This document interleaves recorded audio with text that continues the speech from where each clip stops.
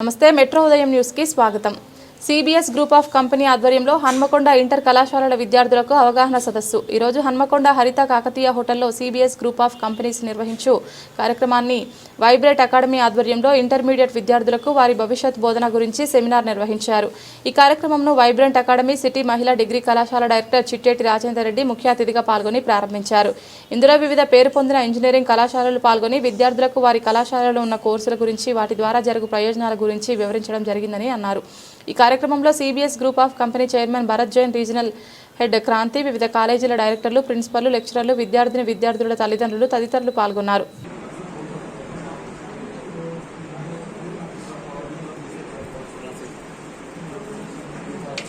ఈరోజు vibrant academy ఆధ్వర్యంలో హరిత కాకతీయ హోటల్లో స్టూడెంట్స్కు వివిధ యూనివర్సిటీల నుంచి వచ్చినటువంటి రిప్రజెంటేటివ్స్ ఆధ్వర్యంలో అడ్మిషన్ ప్రాసెస్ సంబంధించినటువంటి అవేర్నెస్ అండ్ కౌన్సిలింగ్ ప్రోగ్రాంలు నిర్వహించడం జరుగుతూ ఉన్నాయి। దీని లోపల మా వైబ్రెంట్ అకాడమీ విద్యార్థులు ఈ అవేర్నెస్ అండ్ కౌన్సిలింగ్ ప్రోగ్రామ్ను అటెండ్ అయ్యి వాళ్ళకు సంబంధించినటువంటి డౌట్స్ని క్లారిఫికేషన్ చేసుకోవడం జరుగుతుంది।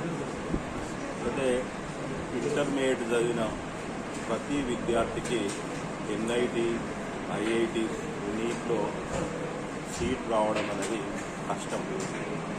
మరి దీనికి నెక్స్ట్ ఆప్షన్ ఏమున్నది అన్నప్పుడు కొన్ని ప్రైవేట్ యూనివర్సిటీస్ కూడా స్కాలర్షిప్ టెస్ట్ కండక్ట్ చేసి వాళ్ళకు ఒక కట్ ఆఫ్ ర్యాంక్ పెట్టుకొని దానికి సంబంధించినటువంటి ఫ్రీ ఎడ్యుకేషన్ ఇచ్చేటువంటి సందర్భాలు కూడా ఉన్నాయి।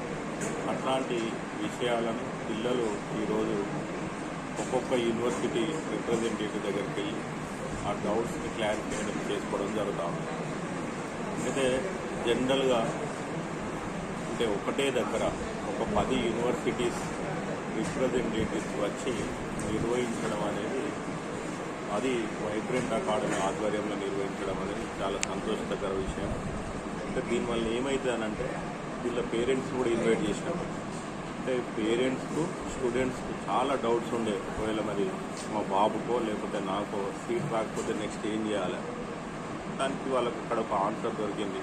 మరి ఇట్లాంటి యూనివర్సిటీలో కొంచెం మెరిట్ వస్తే ఫీజు తక్కువ ఉండే అవకాశం ఉన్నది, కొద్ది పేయింగ్ కెపాసిటీ ఉన్న పిల్లలు కూడా ఉన్నారు। వాళ్ళకు అంటే బేసికల్గానే వాళ్ళు జాయిన్ చేసినప్పుడే సార్ మా అబ్బాయి మా అమ్మాయి యావరేజ్ స్టూడెంట్, మేము వీఆర్ వెల్ ఆఫ్, అంటే మేము డబ్బులు పే చేయగలుగుతాం, మాకు కాకపోతే ఒక మంచి కాలేజీలో మేము చదివేయాలని మీ వైబ్రెంట్ అకాడమీలో జాయిన్ చేయడం జరిగింది అన్న తల్లిదండ్రులు ఉన్నారు, పిల్లలు ఉన్నారు। వాళ్ళకు మరి నెక్స్ట్ ఏంటిది అప్పుడు ఇట్లాంటి యూనివర్సిటీస్ ఇక్కడికి ఇప్పుడు ఎస్ఆర్ఎం యూనివర్సిటీ అని, అనురాగ్ యూనివర్సిటీ అని, మల్లారెడ్డి యూనివర్సిటీ అని ఇలా చాలా యూనివర్సిటీస్ ఇక్కడికి రావడం జరిగింది।